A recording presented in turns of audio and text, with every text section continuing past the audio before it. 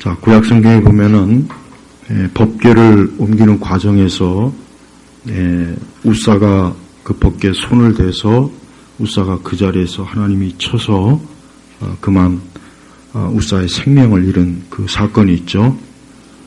원래는 그 법궤를 옮기는 방식도 레위인이 이렇게 옮겨야 되는데 그때 보면은 이 황소의 등 위에다가 이 법궤를 옮기는 과정, 그러다가 당연히 흔들리죠. 그러니까 그거를 이제 법궤가 떨어질 것 같으니까 손을 대는 거예요. 근데 하나님께서는 그거를 하나님의 거룩을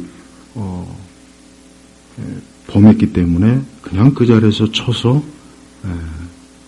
그 생명을 거뒀어요.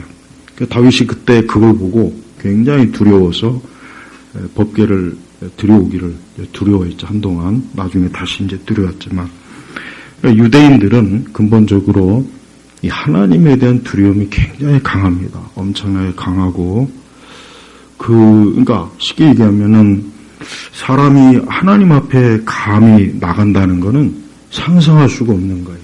그건 아예 상상도 못하고 꿈도 꿔서는 안 되는 거예요. 오직 이 제사장들만 그것도 허락된 그 1년에 몇 번 안 되는 그때만 제사장들이 들어갈 수가 있었고, 또 제사장들도 그 안에서 자칫 잘못하면은 하나님의 거룩을 부주의한 그 어떤 일로 인해서 혹시라도 잘못되면 하나님께서 바로 쳐셔요. 그래서 제사장이 들어갈 때는 그 발목에다가 이 방울을 달아요. 그래서 그 안에서 제사장 이제 활동할 거 아니에요? 이 방울 소리가 계속 들려야 돼요. 그게 살아있는 거예요. 근데 방울 소리가 안 들렸다. 그러면 어떻게 합니까? 그 방울에다가 매단 끈으로 또 누가 들어가면 안 돼요. 그거를 끄집어내요. 당겨가지고. 그러니까 유대인들은요, 한번 생각해 보십시오. 우리가 생각하는 하나님, 우리가 하나님을 대하는 것과 사실 유대인들이, 더군다나 바울 시대 때 유대인들이 하나님을 생각하는 것은 너무 차이가 커요. 이거는 사실 짐작을 할 수가 없어요. 다만 우리는 성경에 보면은 유대인들은 이 자신들의 하나님에 대해서 엄청난 두려움을 갖고 또 하나님에 대한 그 이름 부르는 것조차도 감히 입에 올릴 수 없어서 나중엔 하나님을 어떻게 부르는지 그 발음을 잃어버렸습니다. 그래서 사실은 우리가 보통 구약성경에 보면 야훼라고 하지만 이것도 정확하진 않아요. 그게 진짜 맞는지 안 맞는지도 몰라요. 그냥 학자들이 거의 가깝다, 근사치다, 그렇게 여길 정도예요. 그러면은 이 유대인들의 입장에서는 오늘 우리가 이 바울 말씀, 이 로마서 2장 말씀 보면은 어떻게 사람이 아무리 예수님을 믿는다고 해도 어떻게 사람이 하나님 앞에 가까이 갈 수 있는가 하는 것은 유대인들이 그렇게 쉽게 선뜻 받아들일 수가 없습니다. 이거는 우리가 알아야 돼요. 그러니까 우리야 당연히, 그러니까 후대의 이방인들인 우리의 입장에서야 믿음으로 우리가 이제 하나님 앞에 나아간다. 믿음으로 이제 우리는 하나님을 믿고 섬기고 하나님을 이제 모시고 하나님을 나의 아버지로 믿고 섬긴다. 그렇게 여기지만 그러나 유대인들은 그게 쉽지가 않아요. 아무리 성령 안에서 그것을 깨닫는다고 해도 선뜻 유대인은 여전히 어때요? 이 하나님에 대한 두려움이 원천적으로 있단 말이에요. 그래서 바울은 자꾸 이 부분에 대해서 좀 더 계속해서 이 부분을 유대인들에게, 일단 유대인들에게 먼저 이것을 좀 명확하고 분명하게 이해를 시켜야 될 필요성이 있어요. 그래서 강조하는 게 뭐냐?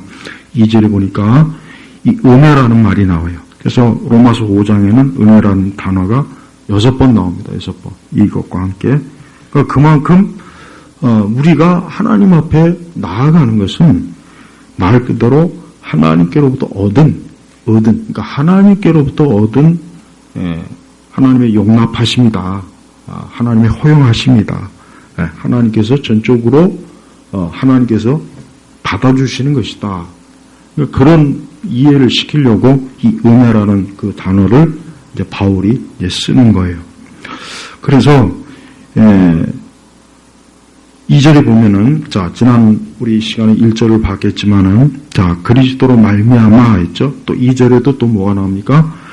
또한 그리스도로 말미암아. 그러니까 우리가 하나님 앞에 나아가긴 가되, 하나님께서 우리를 은혜로 받아주시긴 하겠지만, 그것이 우리가 직접적으로 하나님 앞에 나아가지는 않는다. 그럴 수는 없다. 그래서 어떻게 합니까? 그리스도로 말미암아라고 하는 거예요. 그래서 이것을 강조해야 되겠죠. 안 그러면은 또 오해를 하잖아요. 우리가 그러면은 직접 나아갈 수 있다는 얘기인가? 못 나가요. 우리도 마찬가지입니다. 우리도 하나님 앞에 우리가 예수 그리스도로 말미암아 우리가 하나님을 아버지로 하나님을 믿는 거예요. 믿을 수 있고 또 하나님께서는 우리를 받아주시는 거예요. 그리스도 없이 우리가 지금도 마찬가지입니다. 예수 그리스도가 없이 중보자 되시는 예수님이 없이 나는 하나님을 직접 믿을 수 있다. 그렇게 만약에 누가 가르친다면 그것은 성경적이지 못한 비성경적인 거예요. 그래서 이 부분은 지금 우리 신약교회도 여전한 겁니다. 그래서 우리는 오직 그리스도로 말미암아 하나님께로 나아가는 거예요. 그러니까 하나님과 우리 사이, 인간 사이에는 어때요? 장애물이 있잖아요. 죄가 있다. 죄라고 하는 이 장애가 있기 때문에 우리가 하나님 앞에 직접 나아갈 수가 없어요. 하나님도 죄인이 우리를 그저 그 죄에 대한 처리가 안 된 상태에서 하나님께서 우리를 받아주시지 않습니다. 왜? 하나님은 거룩하시기 때문에 죄인인 우리를 그냥 아무런 조건 없이 그냥 너를 내가 용서할게. 네가 나의 자녀야. 이렇게 하지 않는 거예요. 네. 그래서 우리는 그리스도로 말미암아라고 하는 이 말도 굉장히 중요하고 은혜라고 하는 이 단어도 잘 이해해야 됩니다. 이 두 가지만 잘 이해하면 이젠 우리가 더 이상 이제 어떤 제사장을 통해서 하나님 앞에 나아갈 필요가 없구나. 왜? 그 제사장은 이제 예수님은 세 가지, 삼중직, 예수님께서는 그 세 가지의 직분을 하나로 그분이 통합하신 분이에요. 그래서 예수님은 대제사장으로서 이제 더 이상 이제 사람, 이 땅의 제사장들은 계속 바뀐다고. 또 다른 제사장으로 계속 바뀌어요. 그러나 예수님은 영원한 제사장. 그래서 히브리서에 나오잖아요. 예수님은 일시적인 제사장이 아니라 영원한 제사장으로서, 대제사장으로서 이제 하나님과 우리 사이에 중보의 사역을 하시는 그 자격으로 예수님은 계속 지금도 예수님은 그렇게 존재하시는 거예요. 하나님 보좌 우편에서 우리를 위해서 중보기도 하시고 우리가 하나님 앞에 나아갈 수 있는 거예요. 여기에 비해서 그러면 가톨릭은 사제가 없으면 가톨릭은 교회가 형성이 안 돼요. 그러니까 가톨릭은 사제가 없이는 미사가 이루어질 수가 없어요. 물론 아주 급할 때는 허용이 가능하지만 일반적인 상황에서는 사제가 없으면은 성사 이게 자체가 아예 허용이 안 됩니다. 그러니까 가톨릭은 봐요. 그들의 교회로는 그들의 구원론에 있어서 문제는 뭐냐면 인간 사제의 필요성을 절대시하는 거예요. 그들은 예수님께 직접 나오는 게 지금 아니에요. 누구를 통해서 나옵니까? 사제의 중보를 통해서 하나님 앞에 나오는 거예요. 그리고 더 심각한 것은 마리아 중보로, 마리아 대속론이에요. 그러니까 성부, 성자, 성령, 마리아. 그러니까 가톨릭은 삼위일체가 아니라 사위일체입니다. 사위일체. 정확하게 하면 사위일체예요. 그러니까 가톨릭은 절대 기독교가 아니라는 것을 우리가 바르게 이해해야 되는 거예요. 그런데 지금도 많은 천주교 신자들이 이런 걸 모르고 그냥 이런 거를 아예 무시하고 그냥 뭐 성당에 그냥 나가서 미사를 하고 거기 가서 어떤 가톨릭이 요구하는 종교적인 의식을 행하면 그러면 괜찮을 것이다라고 자꾸 안심하겠지만 그건 안심할 일이 아니라 그거는 저주받을 일이에요. 저주받을. 그러니까 그리스도의 중보 사역을 조금이라도 훼손하거나 조금이라도 그리스도의 중보 사역에 대해서 만약에 그걸 흔든다면 그건 하나님의 그 구원의 방식을 부정하는 것이기 때문에 우리는 그거를 절대 받아들이면 안 되는 거예요. 그래서 여기서도 그리스도로 말미암아 우리가 서 있는 이 은혜에, 그러니까 우리가 지금 서 있는 기반이 뭐냐, 이게. 내 공로와 내 노력이 아니에요. 나의 힘씀이 아니라 뭡니까? 은혜에 서 있다.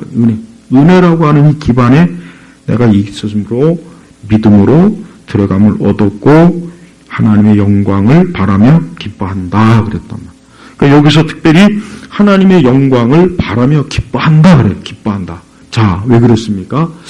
유대인들은 하나님을 물론 유대인들도 근본적으로 참 그리스도를 믿는 유대인들, 구약의 성도들도 아브라함도 그랬지만은 하나님에 대한 기쁨과 즐거움이 있어요.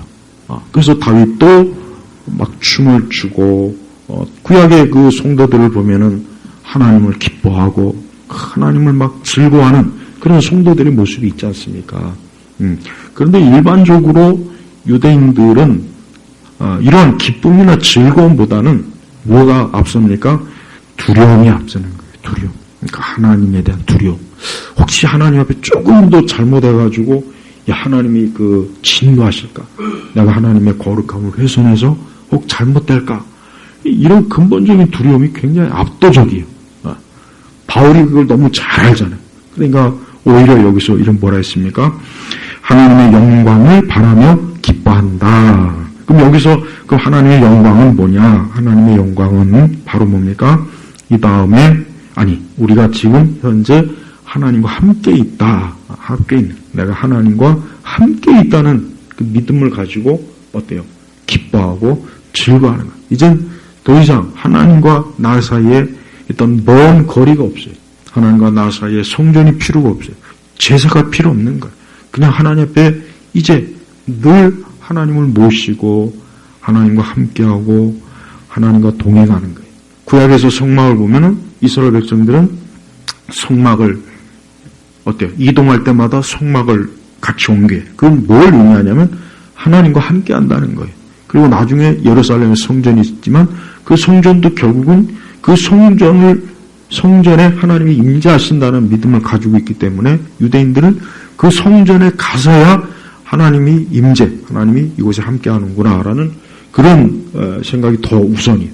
그러니까 우리 신약의 후대 성도들처럼 내가 어디에 있든지 하나님이 나와 함께 하신다. 라는 믿음이 사실은 이게 바른 믿음이에요. 이제 신약 성도들에게는. 근데 유대인들에게는 이런 믿음이 엄청 약하거나 아니면 희미해요. 나중에 더 이제 성막보다는 성전이 들어온 뒤부터 더 심각하게 되어버렸어요. 그래서 이 성전 중심의 이스라엘은 그때부터 어떻게 보면은 유대인들은 구약의 메시아에 대한 올바른 믿음이 많이 현격하게 떨어진 거예요. 그래서 그 성전 자체를 마치 하나님이라 여기고 성전에만 하나님이 계신다. 어떤 이런 생각에 그들은 사로잡혀 있는 거예요. 예수님께서도 저 성전을 두들겨 부셔라. 내가 사흘 만에 저걸 다시 재건하겠다. 그러니까 왜 예수님이 그렇게 말씀하셨나? 그 당시의 유대인들은 그 성전이 곧 저기에 하나님이 계신다. 저곳에서 하나님이 우리를 지켜보시고 돌보신다. 그러니까 이 성전 중심이 나쁜 건 아닌데 그들은 성전에 매여 있는 거예요. 매여 있는 거. 그러니까 예수님께서 이제는 어때요? 십자가에서 죽으시고 이제 그분이 하늘로 승천하셔서 성령께서 이제 이 땅에 오시지 않습니까? 이제는 어디에 있으나 하나님을 믿는 사람은 그곳에 하나님이 함께 하시면서 하나님이 그를 돌보시고 그와 동행하시는 거예요.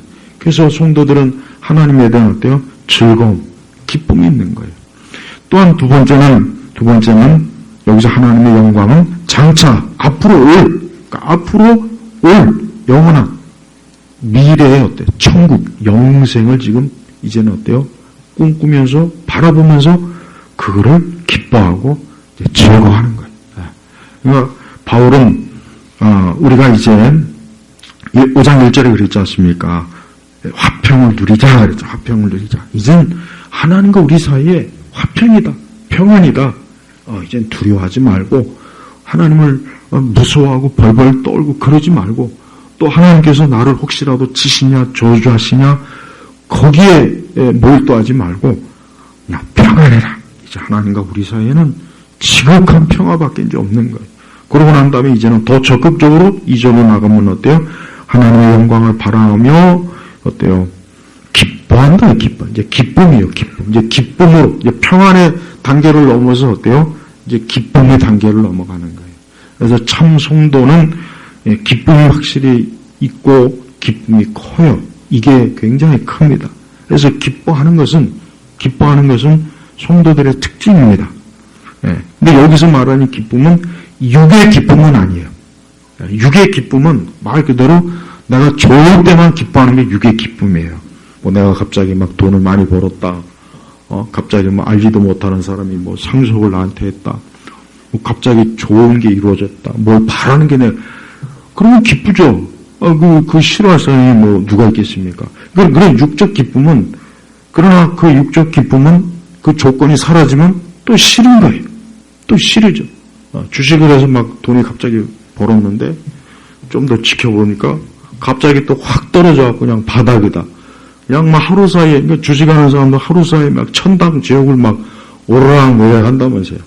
그러니까 그런 육적인 기쁨이에요. 그러니까 그런 기쁨은 조건에 따라서 어때요? 이 변화가 있는 거예요.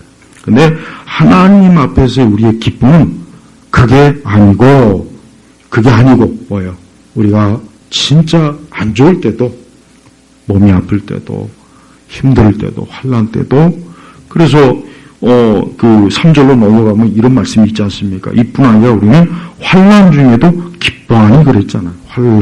환난 중에 어떻게 기뻐합니까? 사실 어떻게 환난 중에 기뻐하겠어요?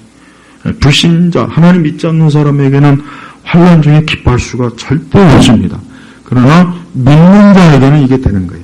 하나님을 믿는 자에게는 영원한 하나님의 그 우리에게 주신 영원한 생명과 장차 하늘에서 우리가 누릴 그 영원한 그 영광을 생각한다면 우리가 지금 어떤 환난을 겪었을 때 그 환난 중에서도 그래도 그 기쁨이 계속 우리 안에서 마치 샘물이 솟는 것처럼 이 솟아오르는 거예요. 그러니까 이런 이 하나님의 말씀은 참으로 하나님을 믿는 사람에게만 이 말씀이 분명히 이해될 것이고 믿어질 것입니다. 하나님 믿지 않는 사람에게는 이런 말씀이 그 실체가 조금 더 어때요? 이게 느껴질 수도 없죠. 깨달을 수가 없는 거예요. 그래서 바울의 지금 이 말은 그저 바울 개인의 말이 아니라 하나님께서 우리에게 말씀하신 약속, 은혜, 또 가장 중요한 것은 하나님의 영광을 바라며 기뻐하는 거예요. 우리가 구약에서도 아브라함도 그렇고 우리 믿음의 선질들도 그들이 하나님을 믿음으로 따라가지만 그들에게는 많은 환난이 있어요. 많은 환난이 있었다고요. 아브라함에게도 환난이 있고 이삭에게도 환난이 있었고 야곱은 뭐 일생 전체가 그냥 아주 환난으로 막 뒤덮였죠. 그러나 그들에게 있어서 결국은 큰 기쁨이 있죠. 나중에 뭡니까? 하나님의 영광. 그래서 믿음의 선조들이 다 보면은 이 하나님의 영광 때문에 기뻐하고 그 마음에 막 그 하나님으로 인해서 위로를 받고 소망을 얻고 그로 인해서 마음이 어때요? 흔들리지 않는 거예요. 우리가 살고 있는 우리 세대 성도들도 그래요. 우리는 이 세상을 바라면 사실 우리가 기뻐할 것이 그렇게 크게는 없습니다. 솔직히 이 땅을 바라봐서 기뻐할 게 소식 뭐가 있습니까? 아니 불신자들조차도 하나님을 믿지 않는 저 세상에 속한 사람들조차도 어때요? 세상을 기뻐할 일이 그들이 있다고 여깁니까? 그렇지 않잖아요. 그들도 그래요. 그러니까 하나님을 우리 믿는 사람들은 더하지 않겠습니까? 하지만 우리에게는 그들이 없는 기쁨이 있죠. 뭐겠습니까? 우리는 하나님이 계시다. 하나님이 살아계시기 때문에 우리가 설령 이 땅에 있는 모든 것이 다 무너지고 이 땅에 내 모든 소망이 다 사라지고 이 땅에 내 모든 기반이 설령 다 무너진다 해도 하나님이 계시니까 하나님이 계시니까 그로 인해서 나는 기뻐한다. 그러니까 하박국의 맨 마지막 장에 나와 있는 그 기쁨은 뭐예요? 그거는 성도에게만 있는 기쁨이에요. 그래서 사실 우리가 정말 누려야 될 기쁨은 이겁니다. 근데 많은 우리 세대 그리스도인들은 이런 성경에서 말하는 이런 기쁨보다는 육의 기쁨을 우리도 추구하지 않습니까? 육의 기쁨. 육의 기쁨.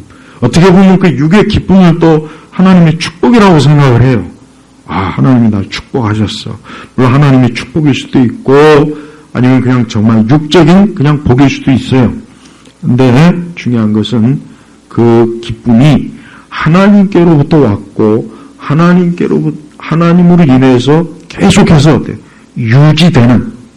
계속 유지되는 그런 기쁨이 아니면은 그 기쁨은 어때요?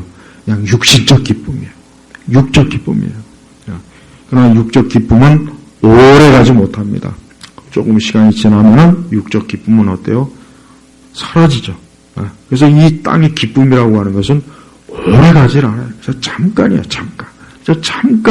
잠깐 기뻐하는 거예요, 잠깐. 그래서 세상 기쁨은, 사람들이 그런 세상 기쁨을 가지고 행복하다, 그러진 않아요. 그냥 잠깐 기뻐하고. 또 시간 지나면은 또 이 땅의 많은 고통과 어려움 때문에 또 괴로워하고. 그런 가운데 또 육의 기쁨을 또 찾고. 그러니까 여러분, 하나님 믿지 않는 사람은 그래서 소망이 없는 거예요. 하나님 믿지 않는 사람에게는 그래서 아무런 소망이 없이 육신적 기쁨이나 찾다가 끝나는 게 그게 불신자들의 인생입니다. 아무리 왕관을 내 머리에 씌워준다 한들, 아무리 권력을 내가 가지고 있다 한들, 권력자들은 더 불안하죠. 권력을 가지고 있으면 오히려 권력이 오히려 사람을 더 불안하게 하는 거예요. 그래서 권력을 가진 자들은 단 하루도 이렇게 마음 편히 못 자요.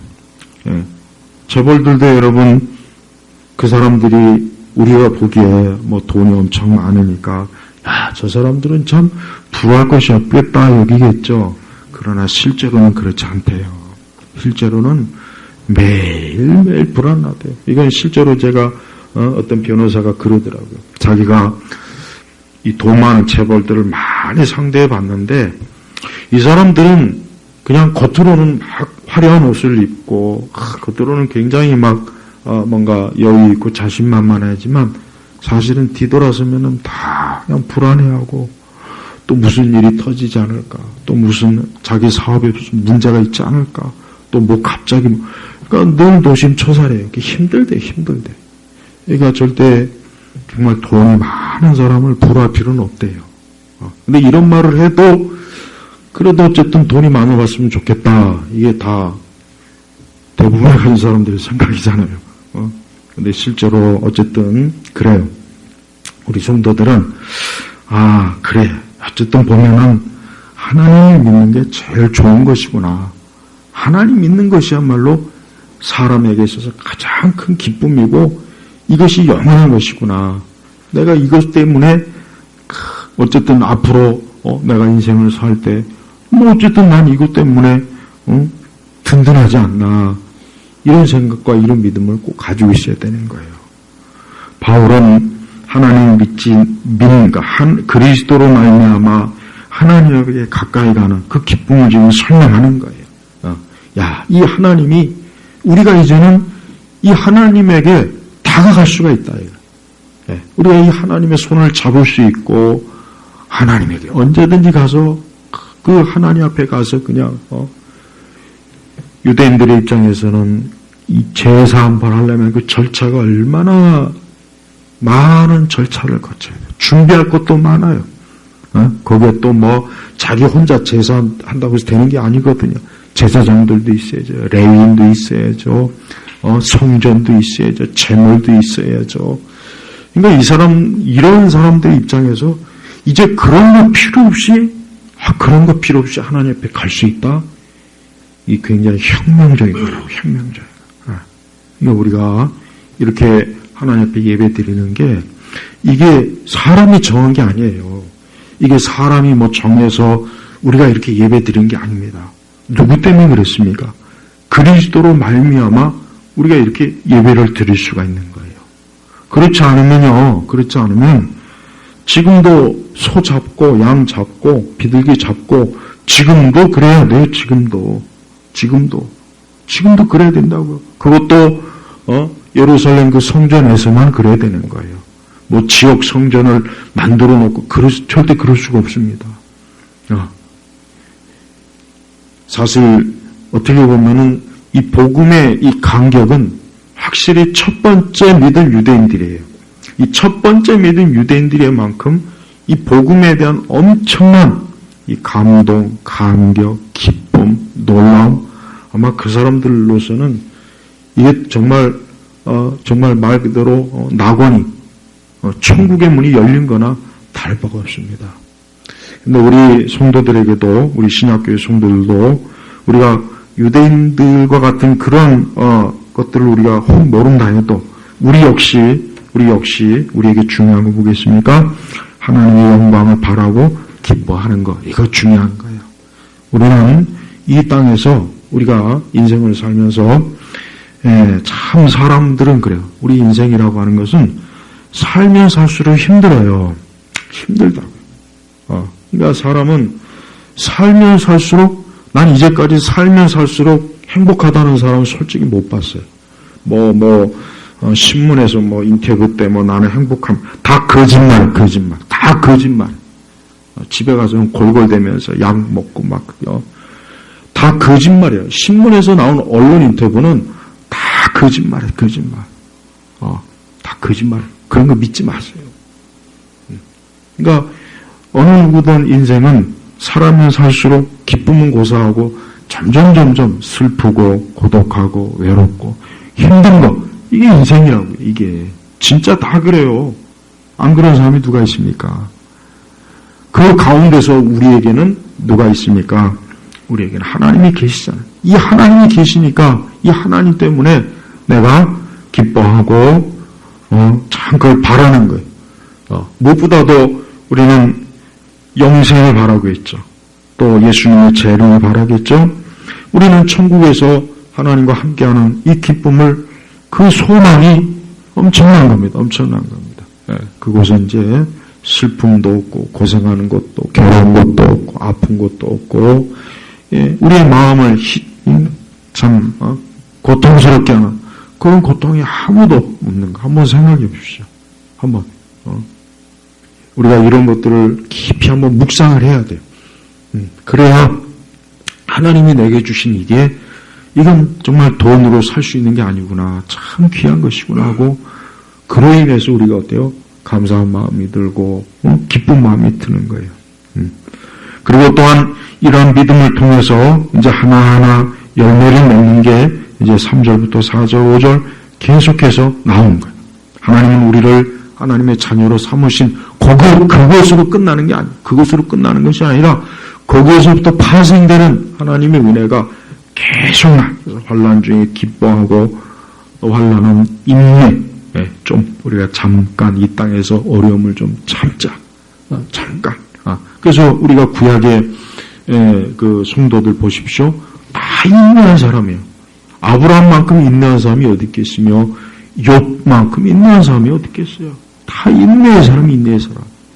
엄청난 믿음을 가지고 인내하면서 어때요? 하나님이 주신 은총을 계속해서 사모하는 거예요. 그래서 성도의 궁극적인 이 참 소망은 정말 말로 사실 표현할 수가 없어요. 아무리 이거를 설명한다고 해도 이것을 완벽하게 표현할 수가 없어요. 그래서 우리 자신이 항상 어때요? 오늘 말씀처럼 우리가 이 그리스도 예수님을 통해서 믿음으로 들어가는구나. 재물을 가지고 들어가는 것도 아니고 돈을 가지고 들어가는 것도 아니고 내 공로와 열심으로 들어가는 게 아니라 여기서 분명히 말했습니까? 믿음으로 들어가. 그래서 여러분, 예수님이 십자가에서 죽으시고 난 다음에 무슨 일이 벌어졌습니까? 성전에서 휘장이 찢어졌죠. 그 두꺼운 휘장이 절대 사람의 손으로는 찢을 수가 없어요. 황소와 양 옆에서 끌어당겨야 겨우 찢어질 그 휘장이 예수님이 십자가에서 죽으시는 그 순간에 휘장이 찢어진 거예요. 이제 뭐예요? 이제 하나님과 우리 사이에 어때요? 예, 이제 담이 없어진 거예요. 담이 없어진 거예요. 예, 인류 역사상 왜 여러분 옛날 지금은 아니지만 왜 옛날에 역사가들이 서양의 역사가들이 왜 예수님의 탄생을 기원 전과 기원 후로 나눈 이유가 뭐겠습니까? 예수님이 이 땅에 오신 그것이야말로 인간 역사에서 가장 중요한 것이기 때문에 그러는 거예요. 그러니까 예수님이 오시기 전과 오시기 후가 우리 인류 역사에서 엄청난 사건이기 때문에 과거에는 역사의 기준을 예수님을 딱 중심으로 이렇게 두지 않습니까? 우리도 지금 저 달력을 보면은 내년에 내년 몇 년도에 근데 내년 2025요? 아 그렇구나. 난 자꾸 1925년으로 생각. 왜 그런지 모르겠어요. 내년이 2025년. 저 까먹네요. 봐요. 이게 뭐냐면 예수님께서 오신 지 벌써 2000년에다가 25년. 사실은 4년 더 해야 돼. 사실 역사학자들 계산을 잘못해가지고. 그 벌써 2000년이 넘은 거예요. 또 그 예수님 오시기 전에 벌써 2000년도 또 더 됐잖아요.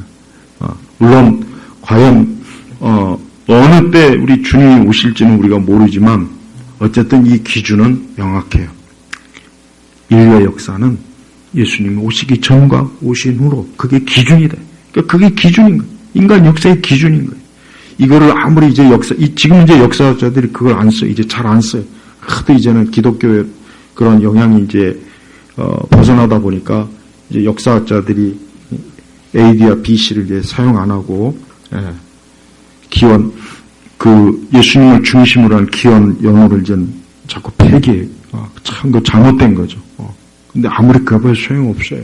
우리 주님은 이 땅에 실제로 오셨고 그분은 어때요? 십자가에서 죽으셨고 그분이 이제 곧 멀지 않아 부활 이후에 이제 곧 이 땅에 다시 오실 거란 말이에요. 그러니까 우리 성도들은 이제 어떤 바람이 있습니까? 저 하나님의 영광을 바람이라고 했잖아요. 어떠한 바람이 있습니까? 재림에 대한 바람이 있는 거죠. 우리 주님이 다시 오신다. 주님이 다시 오실 것이다. 이 바람이 우리에게 또 기쁨을 줘요.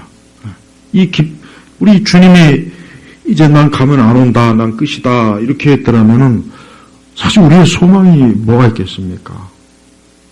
없죠. 솔직히 없어요. 근데 주님께서는 부활하셨고 또 다시 오신다는 소망의 약속을 우리에게 주셔서 그래서 오고 오는 많은 우리 신약교회 성도들이 예수님이 다시 오실 것이다 하는 그 기쁨, 그 소망을 가지고 기다린 거예요. 지금도 그 믿음은 반드시 있어야 돼요. 지금은 예수님에 대한 재림의 그 믿음이 아주 희박해요. 예수님이 오지 않았으면 하고 하는 은연 중에 그런 분도 꽤 많은 것 같다고 내가 보니까. 아니죠. 우리는 예수님이 정말 오늘이라도 예수님이 오실기를 바라는 마음이 있어야 돼요. 그러니까 진정한 성도라면 오늘이라도 예수님이 오시길 바라고 오늘이라도 지금 이 시간이라도 예수님이 오셔서 우리가 주님을 만났으면 뵀으면 좋겠다 이런 생각을 당연히 합니다. 이게 진짜 성도의 마음이에요. 속마음이에요. 그래서 항상 우리 성도들은 뭘 바라느냐? 예수님이 다시 오실 것을 정말 바라야 돼요. 그 바람이 우리가 이 땅에 사는 동안에 우리에게 가장 큰 소망이에요. 그 진짜 성도라면 당연히 그런 마음이 들지 않겠어요? 그런 마음이 들지 않는 사람을 어떻게 성도라고 어떻게 할 수가 있고 어떻게 그 사람이 그리스도인이 할 수가 있습니까? 말이 안 되는 거예요. 왜? 사람은 자기가 최고로 중요한 것을 바라게 돼 있어요. 인간은 누구나 다 마찬가지예요. 자기가 가장 중요하게 여기는 절대적인 것을 바라게 돼 있단 말이에요. 그러니까 어떤 사람은 돈을 많이 버는 걸 바라는 사람이 있고, 어떤 사람은 성공하는 거, 어떤 사람은 승진하는 거, 어떤 사람, 하여튼 뭐 있단 말이에요, 다. 그런데 그리스도인은 그 모든 걸 다 뛰어넘어서 내가 지금 가장 한 가지 바라는 게 있다면 난 지금 예수님 오셨으면 좋겠다. 이겁니다. 지금 이걸 바라는 거예요. 이게 진짜입니다. 이 땅에 여러분 내일 대바에 내일 좋은 거 있습니까? 솔직한 얘기로 내일 좋을 게 뭐가 있어요? 내일도 여전히 이 땅에 죽음이 있을 것이고 슬픔일 것이고 전쟁이 있을 것이고 삶이 무너지는 사람이 있을 것이고 고통받는 사람이 있을 것이고 내일 가봐야 뻔해요. 그럼 내일 모레는 어떨까? 내일 모레도 마찬가지예요. 내년에도 마찬가지예요. 내년에 죽을 사람이 얼마나 많습니까? 앞으로 이제 아직 2달 좀 못 남았죠? 이제 2달도 안 돼. 앞으로 올해도 못 지나가고 죽을 사람이 지금 오늘 걸어다니고 차를 운전하고 커피를 마시고 친구를 만나고 등산을 하고 쇼핑을 하고 그래요. 그거 봐요. 그게 어떻게 인간의 존엄한 모습일 수가 있어요. 그럴 수가 없어요. 그래서 우리 성도들은 정말 주님 오셨으면 좋겠다. 이게 바람이에요. 이게 바람. 진짜 이게 최고의 바람이에요. 솔직한 얘기로 지금 주님 오시면 얼마나 좋습니까? 내일 여러분 출근 안 해도 되잖아요. 몸이 아픈 분들 이 몸 아픈 거 여러분 그거 가벼운 문제 아니에요. 그래서 내가 절대 몸 아픈 걸 우습다고 여기진 않아요. 진짜 몸이 아프면 힘들어요. 힘듭니다. 정말 삶의 만족도가 확 떨어져 버려요. 그 몸이 아프지 않다는 거, 영원히 건강을 누린 거, 병들지 않는 거, 늙지 않는 거, 이거 얼마나 좋습니까? 이게 부활의 몸을 입었을 때 우리가 그렇게 되는 거예요. 그리고 인간사의 많은 고통, 사람이 사는 게 자체가 고통이거든. 근데 사실 불교가 해결책은 없지만 진단은 최고로 잘한 것 같아요. 생로병사. 딱 그거 하나로 끝나, 인생은. 근데 부처는 진단은 너무 잘했어요. 이게 뭔지.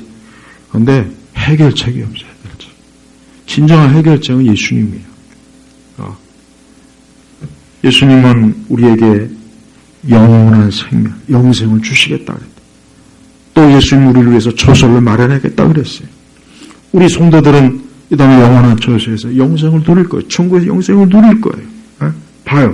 하나님께서 우리를 위해서 예비하신 것은 확실합니다. 분명합니다. 이것은 그림자가 아니에요. 환상이 아니에요. 신기루가 아니에요. 명확한 실체예요. 그래서 저는 우리 성도들이 주님이 정말 오늘이라도 빨리 오셨으면 좋겠다. 이런 마음을 가져야지. 전혀 이런 마음을 갖지 않고 산다면 그리스도인이라고 할 수도 없고 또 그런 소망도 없으면은 거기 무슨 또 기쁨이 있겠냐 이게. 기쁨이 없죠. 솔직히 기쁨이 없어요. 그래서 저는 우리 성도들이 이 하나님의 영광이라는 것은 우리 주님의 부활과 재림, 천국의 영생을 얘기하는 거예요. 이게 바로 하나님의 영광의 실체입니다. 이러한 그 믿음을 우리가 가질 때 우리가 이 땅에서 하나님의 자녀로서 우리가 참 영원한 소망을 두고 사는 사람으로서 거기에 어떤 보람이랄까 기쁨이 있는 거지. 그런 게 없다면 이건 고행이죠. 뭐 하려고 주일날 이 시간 나와가지고 여기서 이러고 있습니까? 나부터도 힘든데. 여러분 기독교는 이러한 소망이 없으면 고행이에요. 고행. 이것도 또 하나의 종교적 고행에 불과한 거예요. 여러분 우리의 신앙이 그저 하나의 종교적 고행이 되는 게 좋습니까? 이게 진짜 참 소망이라 이로 인해서 내가 기쁨을 누린다. 감사하고 어느 게 좋습니까? 바울은 지금 같은 악조건 속에서 예수님 믿는 그 사도로 임명받고 고생하고 사도행전에 봐세요. 가서 고생하고 힘들고 그런데 도대체 뭘 바라고 기뻐하겠냐 이거예요. 바울은 그리스도를 만난 뒤에는 이제 그리스도로 인한 그분으로 인한 것 외에는 이제 바라는 게 없는 거예요. 아주 완전히 이제 너무 막 놀라워서 그리스도와 비교할 수 있는 게 이제 없어져 버린 거예요. 우리도 역시 그래야 돼요. 우리도 그래야 됩니다. 당연히 그렇죠. 믿는 자라면 당연히 그럴 거예요. 더 이상 긴 말할 필요는 사실 없어요. 네. 그래서 2절에 또한 그리스도로 말미암아 우리가 서 있는 이 은혜에 믿음으로 들어감을 얻었고 이미 얻을 것이다가 아니라 뭐예요? 얻었고 이미 구원받고 이미 하나님의 자녀가 된 거고 이미 새 사람이 된 거예요. 그러고 나서 하나님의 영광을 바라며 기뻐한다 그러는 것입니다. 우리 성도들 오늘 로마서 2장의 이 말씀을 5장 2절의 이 말씀을 잘 꼼꼼히 묵상해 보십시오. 내 소망이 여기에 있구나. 내 삶의 뿌리가 여기에 있구나. 내가 앞으로 인생을 살아갈 때 나는 여기에서 내가 내 삶의 모든 의미를 여기서 다 찾는구나. 그렇게 여길 수가 있어요. 다른 곳에서 인생의 의미를 찾는 사람은 다 불행한 거예요. 다 불행한 거예요. 이건 내가 확실하게 할 수 있어요. 다른 곳에서 인생의 의미를 찾는 사람은 다 불행했어요. 다 불행했고 소망도 없고 결국 쓸쓸하게 허무하게 이 세상 떠났어요. 근데 오직 그리스도에게 소망을 둔 사람들은 영원합니다. 영원합니다. 이건 확실한 거예요. 확실한 거.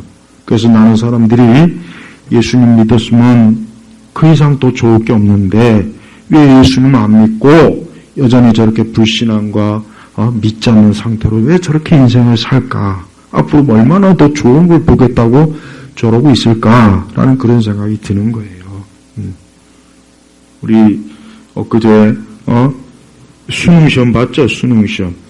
나는 이런 생각이 들어요. 도대체 왜 우리나라는 수능 때만 되면 이게 무슨 국가적인 무슨 전쟁이 난 것도 아니고 무슨 비상사태가 난 것도 아니고 진짜 참 거지 같다 진짜.